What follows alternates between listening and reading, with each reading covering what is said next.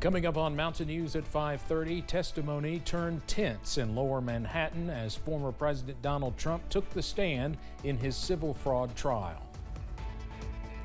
And Israel's ground offensive is ramping up as troops inch closer to Gaza City. Plus, we are tracking some beneficial rain chances later this week. Your forecast coming up as Mountain News at 5:30 starts now. Dedicated to southern and eastern Kentucky, this is WYMT Mountain News at 5:30. Good evening, I'm Steve Hensley. Former President Donald Trump was out of his element and under oath today in the New York civil fraud trial that could decide the future of his business empire. CBS's Naomi Ruckham has more from the courthouse, where the judge reminded the current GOP frontrunner these proceedings are not a political rally. Former President Trump calmly stared at the news cameras before Monday's session got underway. But not long after he was sworn in, things got testy. Trump drew several rebukes from State Supreme Court Judge Arthur Engoron for giving speeches, not answers.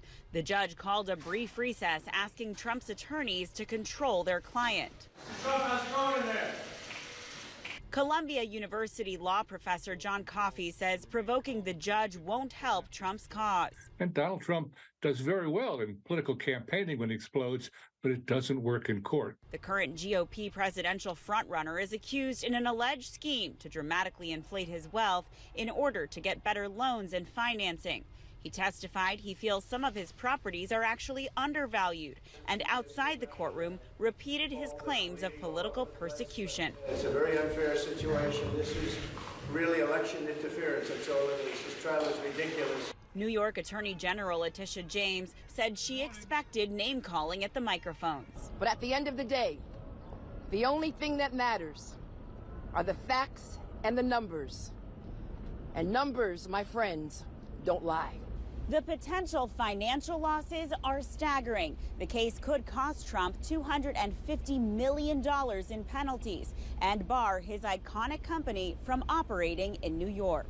That would really virtually terminate his business empire. Last week, Trump's two older sons testified, downplaying their connection to financial records. Eldest daughter Ivanka Trump is expected to take the stand on Wednesday. Naomi Ruckham, CBS News, New York. Now, Ivanka is not a defendant in this case. New polling from the New York Times and Siena College shows President Biden falling behind former President Trump in some key swing states. The president is trailing Trump in 5 of the 6 battleground states that helped him win the election in 2020. President Biden is behind in Nevada, Georgia, Arizona, Michigan, and Pennsylvania, and only ahead in Wisconsin. Each poll has a margin of sampling error between 4.4 and 4.8 percentage points. Well, there are just 363 days until the 2024 presidential election, which as of now is shaping up to be a two-person race between President Joe Biden and former President Donald Trump. CBS's Natalie Brand has more from Washington.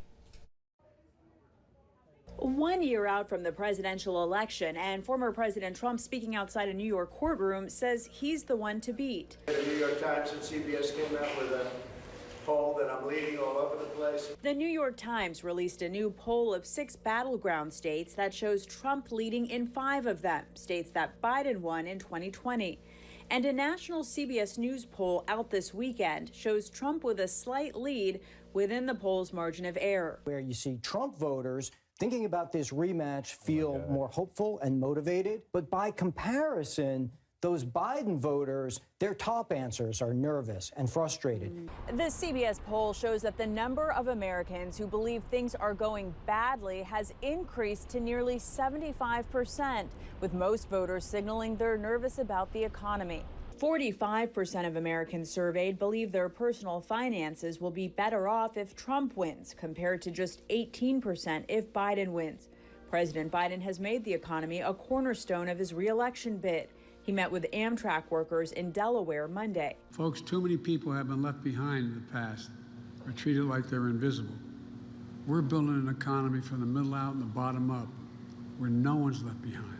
On foreign affairs, 49% of voters polled believe President Biden's policies would increase chances of the U.S. in a war, compared to 39% under Trump. Natalie Brand, CBS News, Washington.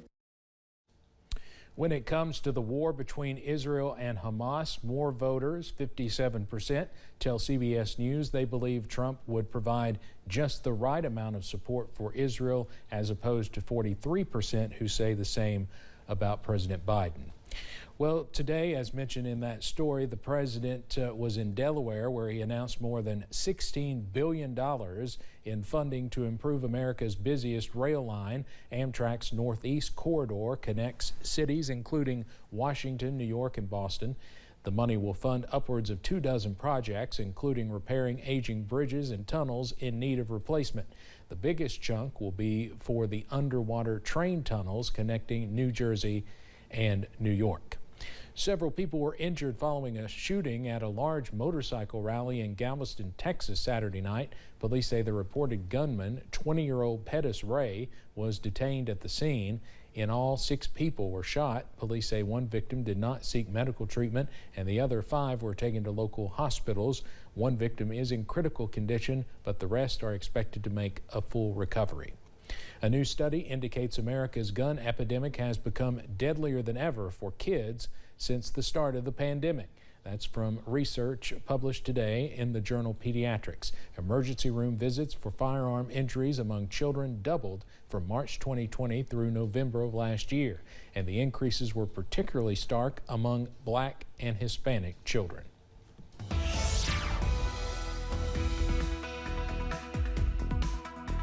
Well, we are tracking some dry, also comfortable weather across the mountains into your Monday evening. Check out this beautiful picture over at UVA-Wise as the sun sets. Some beautiful scenery over here at this location. That current temperature is cooler at 59 degrees. Most of us right now, though, still in the upper 60s and lower 70s, up to 72 for Somerset, also London and Williamsburg, 71 for Irvine, also Manchester, and 69 over in Jackson, also in Floyd County at this hour. Up on the radar, a clean sweep does continue, all thanks to high pressure. More dry weather on the way for this evening, also into tonight. So if you're having any plans to fire up the grill, the forecast looking pretty good. We stay dry, also mainly clear to partly cloudy. Those temperatures in the middle to upper 60s, some upper 50s, lower 60s on the way as you wake up on Tuesday, and possibly some upper 70s, lower 80s by Wednesday. So some warm weather is on the way, but also tracking an increase in those rain chances and some cooler weather later on this week. All those details coming up in just a few minutes. Steve?